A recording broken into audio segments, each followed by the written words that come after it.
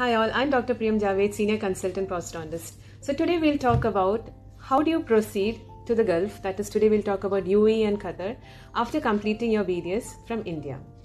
So I've just written down some points so that I don't miss on it. So first and most importantly, do not jump to the Gulf as soon as you're done with your BDS. You need a minimum of at least 2 years experience. So that is your internship plus 2 years. So generally they say 3 years, of which 1 year is from your internship. So do not think of even going abroad if you don't have your experience. With experience, you get better job placements. Now, secondly, make sure you have a backup. Do not think like I will go there and start searching. It is much easier if you have an idea that I'm going to apply with this hospital or so and so hospital, so that you find it more easier. The third one is a lot of them try to get in through agencies, and finally still I've personally talked to people who have spent a lot on agencies and still haven't found jobs. So do not try with any agencies unless or until you really want. You can actually apply through the sites. I'll be providing you some screenshots of the sites and how to go along with it. So most importantly, your experience. Next is if you have someone there, or if you can try contacting hospitals, or if you know the place you're going to, check with them before you go.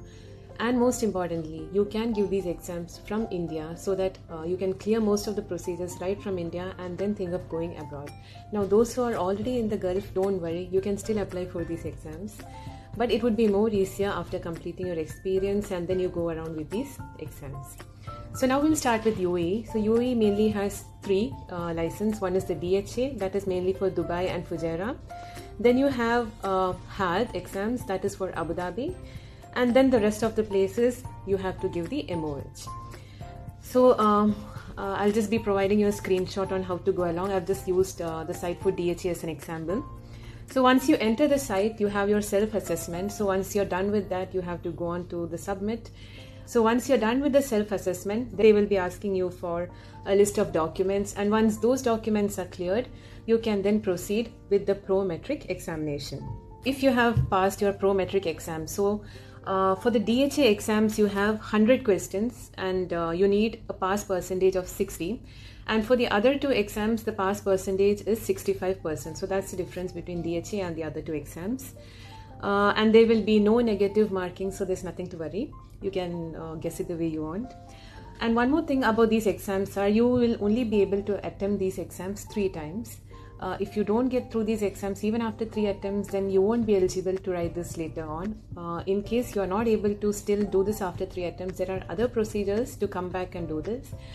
We can talk about that later. And once you clear all these, you will be given your eligibility letter. So eligibility letter doesn't mean that you have got a job. Eligibility letter means you have a 1-year period within which you have to go to UAE and find a job for yourself. Now in case you don't find a job, you can still extend the 1 year to 2 to 3 or 5 years. This is about UAE. Now coming to Qatar, again for Qatar, I'll just be giving you the site. So you have a primary source verification. Similar to the UAE, you have to verify your documents, after which you can give the prometric exam, or you can even apply through the Gulf Bridge services. So for Qatar, you have 150 questions and the pass percent is 60%. Now one thing about Qatar is even if you don't have experience, you can still go to Qatar and work as a trainee. Again, the pay for trainee is not that great, so that is up to you. You can still go as an observer or as a trainee, but it is not possible in the UAE. But in Qatar, you have an option to at least work as a trainee. Now along with this, so this is the procedure for Qatar. I hope the screenshots have been clear. Now coming to a couple of them had asked me about what all should be referred and all. So some of the books that I've got through friends are NBDE Part 1 and Part 2. I do have some question paper samples, so you can just DM me in case you need those question papers. I'll share it with you. And one more site which a couple of them referred was, you can even check with the Gulfi dentist. So basically this is like a coaching site where you can get a couple of questions. So this is it. I hope this video has been helpful. One thing I would like to mention before ending is you're going to spend a lot of money on all these procedures. It might go up to 50 or 60,000 rupees. So even before you go, have a backup plan about the place you're going to, If you're sure that there is some place that awaits you, much better. If you're not sure, it's all your luck. So all the best to all those who are going to the Gulf and trying, and I hope this video has been helpful. Till then, take care. Bye.